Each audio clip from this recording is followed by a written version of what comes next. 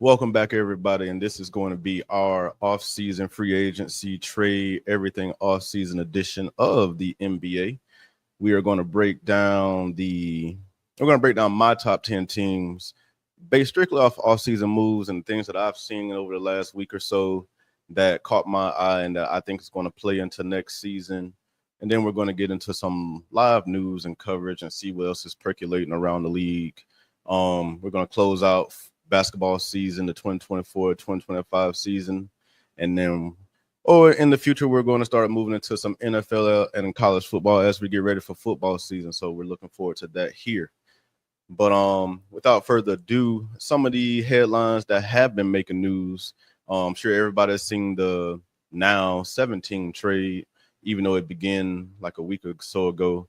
That included Kevin Durant going to the Houston Rockets. I think that's a huge move for them.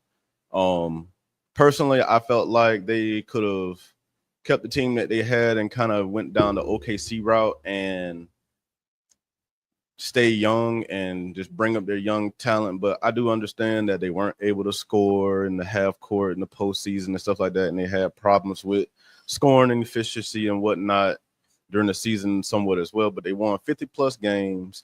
They still have a young team, but they had a younger team with everybody fit together, in my opinion. And I just thought that they could have gave it one more year and went the OKC route, stay young, see what those guys could do. Because I mean, OKC went out early last year. They went out in the second round, and they basically kept the same team together. They brought in some veteran additional pieces that they felt they needed that obviously helped them get over the hump this season. But I thought Houston was a little rash in this decision. I get it's Kevin Durant and whatnot, but he is 37, and I just thought that while he is still hooping, so don't get me wrong, I'm not talking about him bad in any type of way. And I think it was a great move, and it's a championship move, and puts him in the picture to compete with OKC and other teams. But I just felt as though Houston could have gave it, not that Kevin Durant was going to be available next season, but they could have gave it one more go with their own talent and let everybody mature a year and see if they strengthen and improve their game and come back stronger in the next season. That's just my personal opinion. So that's just where I stand on that. We saw DeAndre Ayton went to the Lakers. He signed the Lakers after being bought out by Portland. Him and Luka seem to be very excited about that. They got drafted together back in 2018, where DeAndre Ayton went number 1. So I'm sure if they could do that draft over again, a lot of teams would redraft that a little differently. Does that help the Lakers in any type of way? They brought in DeAndre Ayton. They signed back Jackson Hayes, so he's always going to be their backup big man now.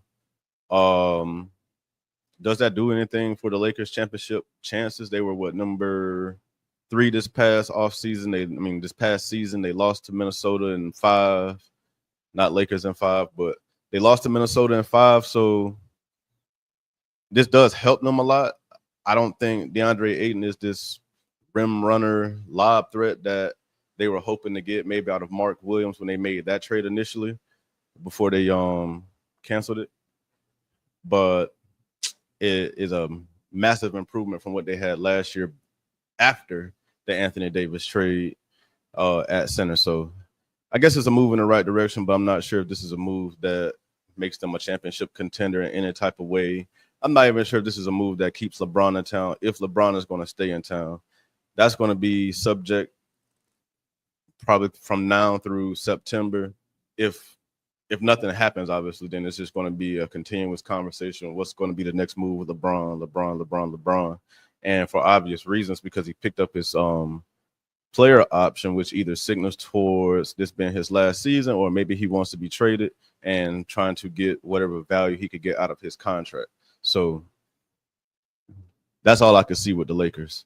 The Milwaukee Bucks signed Miles Turner to a 4-year, $100+ million deal. I thought that was a same type of player as Brook Lopez, just much younger. I think they do a lot of the same things, shoot threes, block shots, but I think Miles Turner does it at a little bit higher rate as far as the defensive side. Neither one of them are great at rebounding. They're not going to give you 10 to 15 rebounds at any point. I don't even think either of them average over 6 or 7 rebounds, but he will defend the rim at least, and he can be a stretch 5. So that has a lot of value in today's league. So clearly that was a good move for them to make, especially with Lopez going to the Clippers. So, and I'm not sure what that did for the Clippers. Now they have Lopez and Zubac, and I guess you could play both of them at the same time to a degree because Lopez could play outside, but what is that going to do for you defensively? Because Lopez ain't guard nobody on the outside on the perimeter, and neither is Zubac. So I'm not sure what that does defensively, but maybe it'll just be a thing where they just swap out for one another. But I can see them trying to at least play them together at some point during next season. So we'll see. But as a casualty of that Miles Turner trade, I'm sorry, was it a sign and trade? Can't remember. But as the Miles Turner signing, Damian Lillard got waived and stretched over the next 5 years his contract. So he's now an unrestricted free agent. And obviously everybody's going to match him with championship teams, Boston, LA, Denver, and any other team that's close or deemed close to a championship that may have a veteran team or may need a veteran piece like himself. But me personally, he's at an age now where maybe he may not feel like chasing a ring is best for him, especially coming off this Achilles injury. I'm sure he wants to play for a championship. And since he's not playing next season, or at least a majority of next season, I'm not sure if it's been said that he's not in a rush to sign with a team, and he shouldn't be because he's not probably going to play most of the year next year. So championship picture this upcoming season really doesn't affect him, but the following season it does. So personally, I think he should sit out the season, just rehab, do his thing, come back next offseason, be ready to sign with a team and see who's ready to win a championship then. But to make a commitment to somebody now would be a little bit crazy. So because say my favorite team, the Miami Heat, say he signs there this year, 2-year deal, next year's a 1 year, basically just plays next year. If we're not equipped or ready to win a championship even with him next year, then that's basically wasting a year of of the remainder of his career, which probably won't be long at that point, maybe 2 or 3 year window. So I make that point to say rehab, stay out, come back next offseason, or even closer to the end of this season. If you can come back, pick a team then, and then go from there. But to pick a team now and rehab with that team, that's all fine and good, and then that's good for that team, but I just don't think that's a good idea. So I don't see Damian Lillard signing with anybody this year unless that's just where he wants to be and end his career. So say he wants to come to Miami. To me, that's an indicator that this is where he wants to end his career no matter what happens.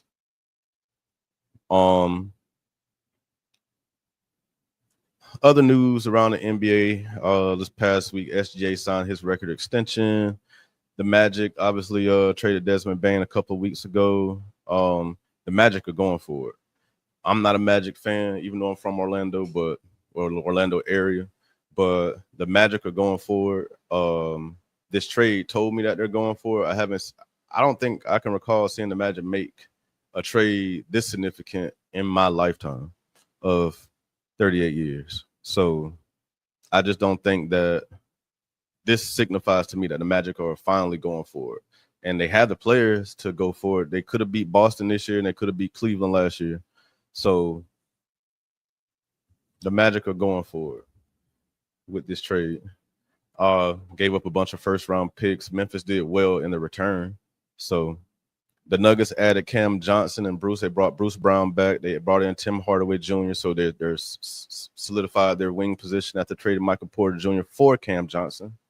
Still got Jokic, still got Aaron Gordon, Jamal Murray. I'm actually surprised they haven't tried to move him, or maybe they are trying to move him, or maybe Jokic doesn't want to move. Not sure. I know it was talk about it before, but maybe that was with the old regime. So maybe the new regime looks at him different. But I don't know. he's not all the time, in my opinion. He's most of the time, but he's not all the time. But he is clutch and very, very clutch in the playoffs. So I guess I don't know if that's what you're paying him for. I'm sure you're paying him for the entire season, but he's a good player nonetheless. The Knicks finally have a coach.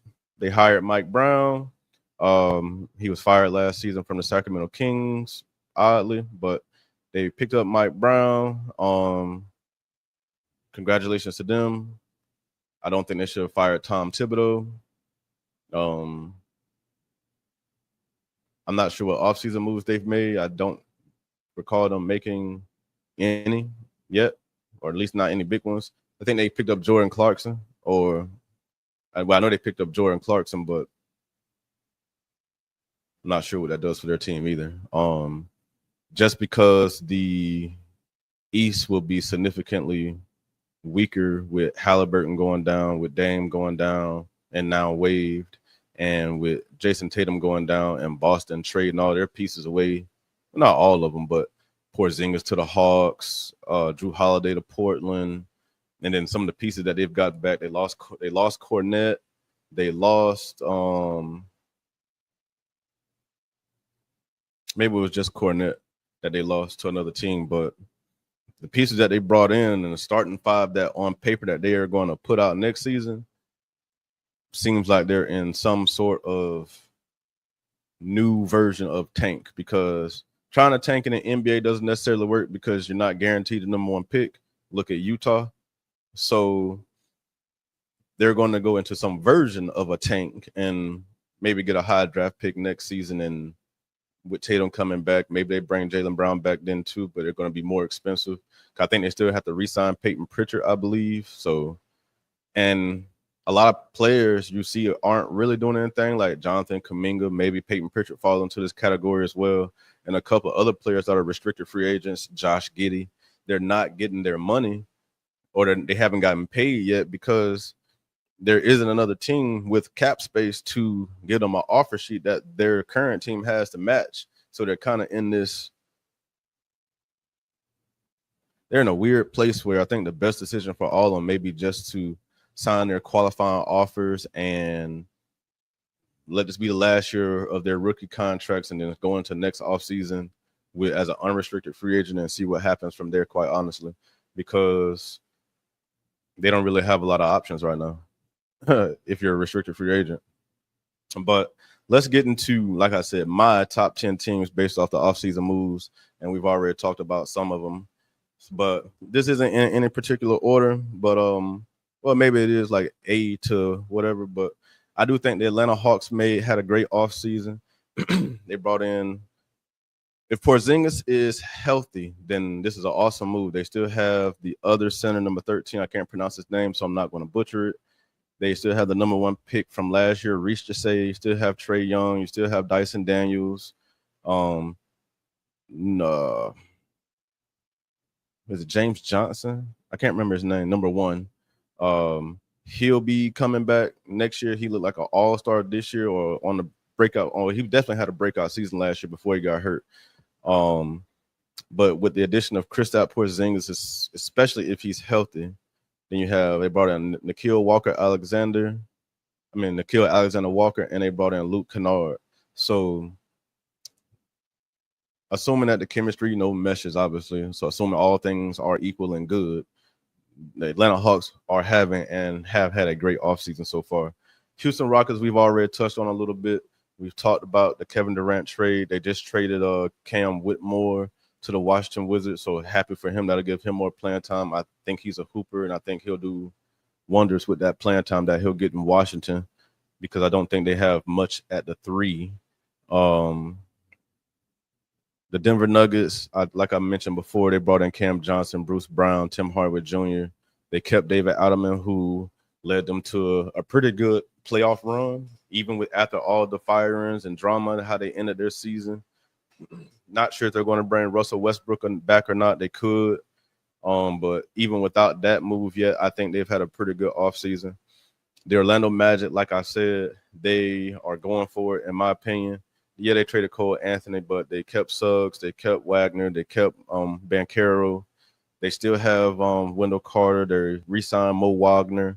They brought in Desmond Bain on this trade. So the Magic are absolutely going for it. The Detroit Pistons, even after the Malik Beasley debacle that happened, they still managed to pick up a shooter in Duncan Robinson from the Miami Heat. They added Karis LeVert. So they made some interesting moves. Jaden Ivey should be coming back healthy next season.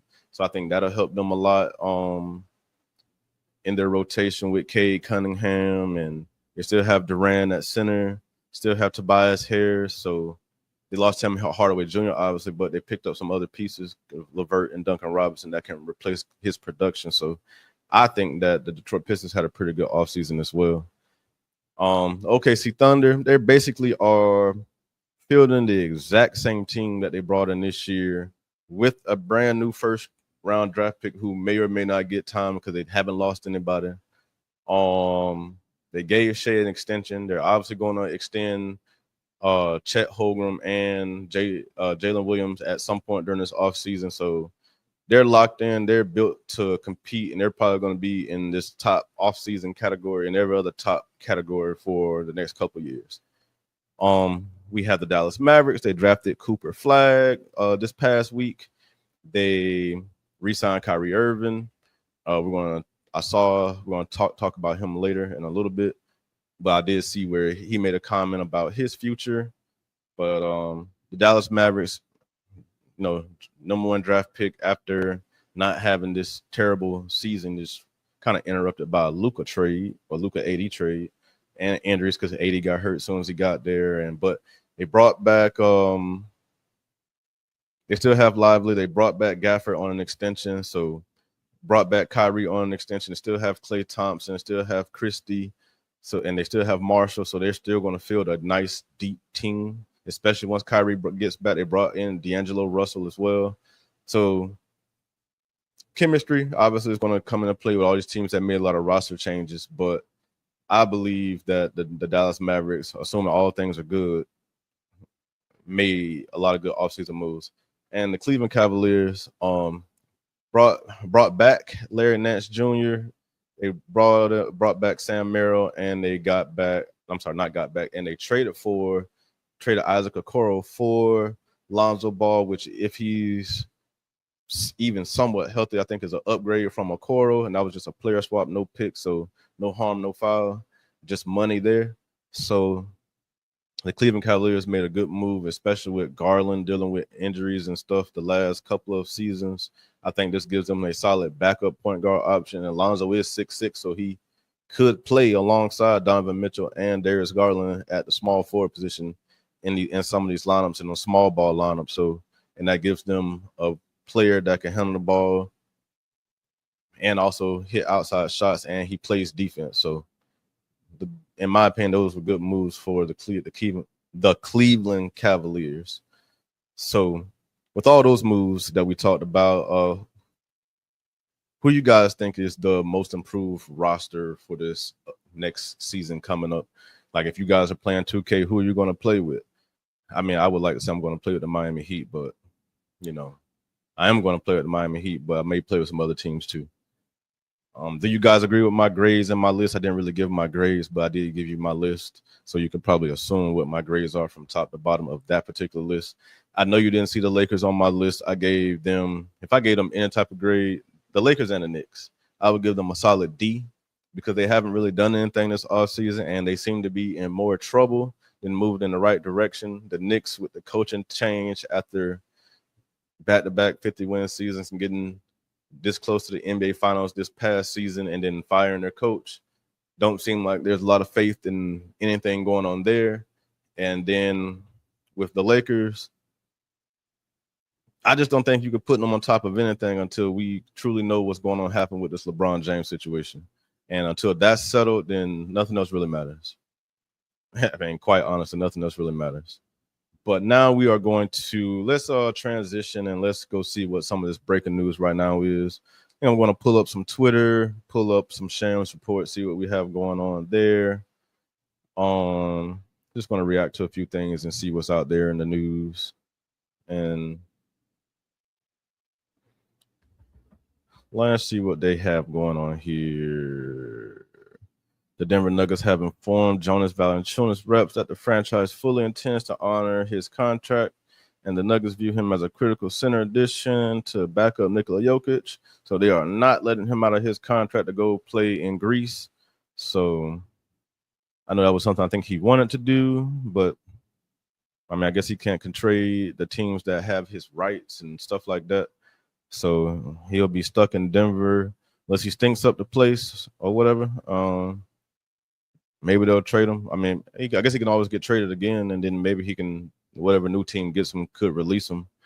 But for now, Jonas Valanciunas is going to be a Denver Nugget.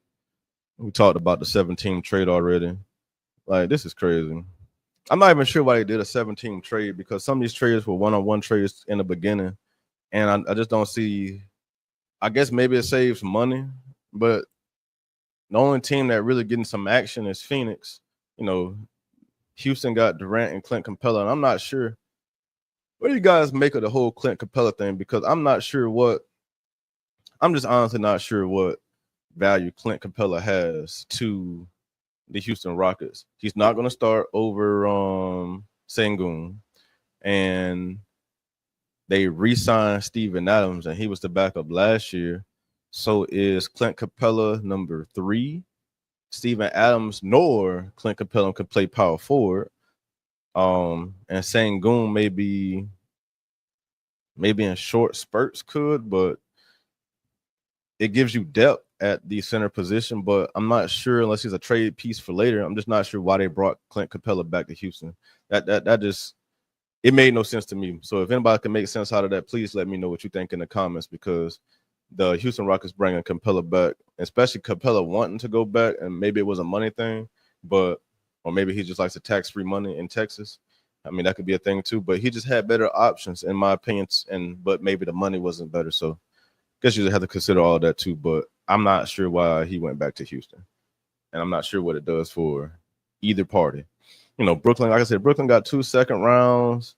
I don't know who these people are. Golden State got David Roddy in the second swap. LA got the rookie. I think that's who they drafted. And I think this is somebody else that got drafted that Minnesota got. I don't know the purpose of these 7-team trades. I truly don't.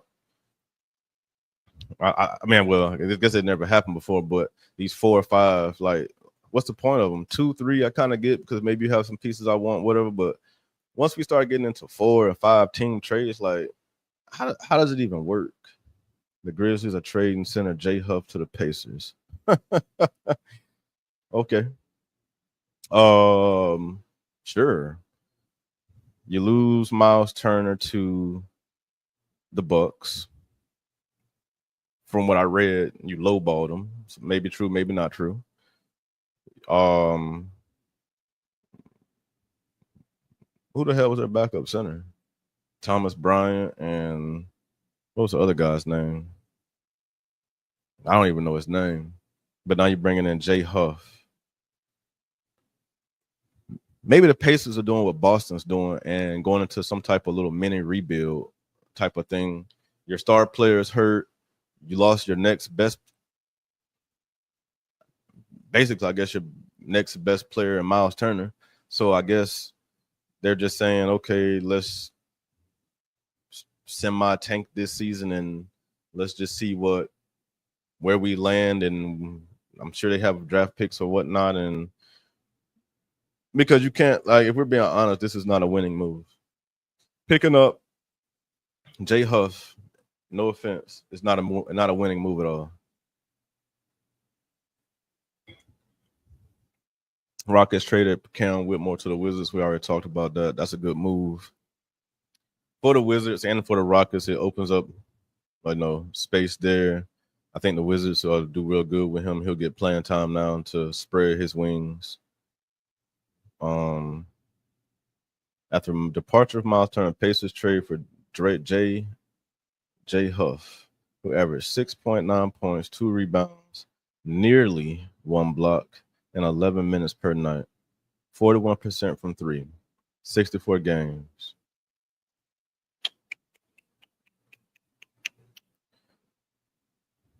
The Pacers aren't trying to win. The Pacers are not trying to win. And if you think they are, then I don't think we're looking at the same thing. Free agent Jake Lockendale went to Memphis. Could be a backup center anyways. Whitmore.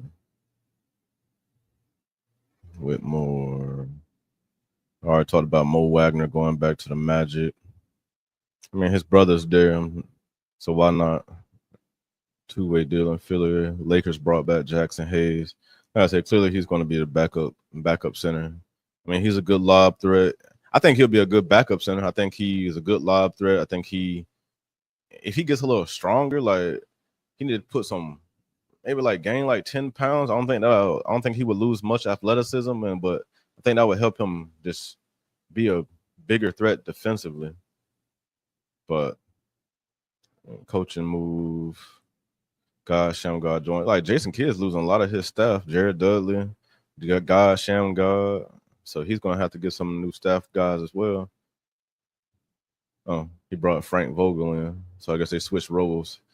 Frank is the assistant coach now, and Jason Kidd's the head coach. I mean, but that was something like a formula when they won a championship in LA a few years ago. So talked about Ayton to the Lakers. I don't really think this moves the needle much, but it does move the needle. Maybe it keeps them in the same spot they're in, number 3. But we saw how tight that spot was last season from basically 3 to 11. Could have been flipped around by a few games. So maybe they could be anywhere from 3 to 11. But Dante Exum stays with the Mavericks. That's an interesting move. Makes sense. You know, him and D'Lo will share some court time together. They'll both be probably the primary ball handlers until obviously Kyrie comes back, so no surprise there. Oh, Spencer Dinwiddie went to the Hornets. Guess he figured he could get some more playing time playing behind LaMelo Ball, because I know he has a hard time staying on the court. No offense, but he does. He does tend to get nicked up every now and then. Speaking of nicked, here's Mike Brown getting hired. Like I said, this move doesn't impress me at all. I don't think this does anything for the Knicks. I mean, it's the same team basically with a new coach, and I just don't see what this does for the Knicks outside of just getting them. I think he's a defensive type coach too, so I think he plays a little deeper in the roster than Tom Thibodeau does, but I'm not sure what much changes. Trey Mann, 3-year, 24 with the Hornets. Okay, the Hornets basically doing the same thing. They're not moving the needle at all. They're just kind of stuck in this rebuilding phase. They kind of remind me of Utah. I'm just not sure what direction they're going in, but at least Utah has draft picks to at least kind of draft themselves out of hell. Like they got Ace Bailey this year, which was a great draft for them, no matter how he felt about it, which I don't really believe a lot of what I read. I think he's fine going there. So I don't know. They don't even, like I said, don't even have the picks. Now they could probably get the picks if they trade Brandon Miller or LaMelo Ball. Like, and they may want to consider that in the near future so that they can kind of get out of this purgatory that they're in and maybe stock up on draft picks. Just trade everybody and get draft picks. You're not going to win any games anyway. So you might as well just stock up on draft picks at least, and at least give yourself a way to move in the future. And the Raptors had no other choice. There are no centers out there. In my opinion, I'm not sure what Jakob Poeltl does to get $104 million, but ain't no other centers out there, so they probably had to overpay him to get him to stay. I mean, but I don't know. Dennis Schroeder with the Kings. What are the Kings doing? So they have Schroeder, they have DeRozan still, they have Malik Monk still, they have Zach LaVine. They got a lot of guys that need the ball, and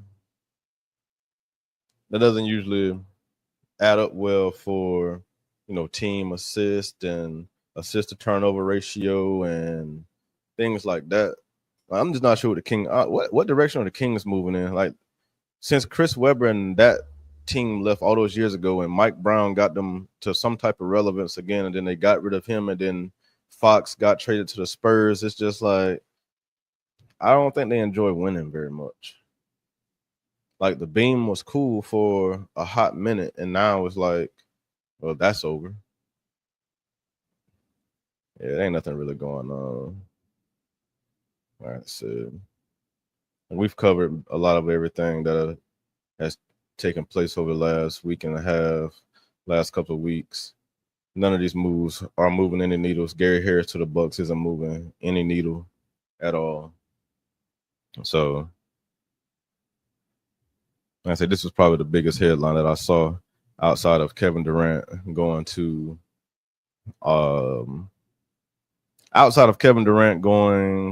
the Houston Rockets, the Dame Lillard getting waived and stretched, and him becoming a free agent was probably the biggest headline that I saw over the last few weeks. So that was interesting. And then let me I know I mentioned the Kyrie Irving and Chris Paul thing, because Chris Paul's talking about retirement. He says that this upcoming season will be his last. And I'm going to pull that up for you here so we can hear how that all went down.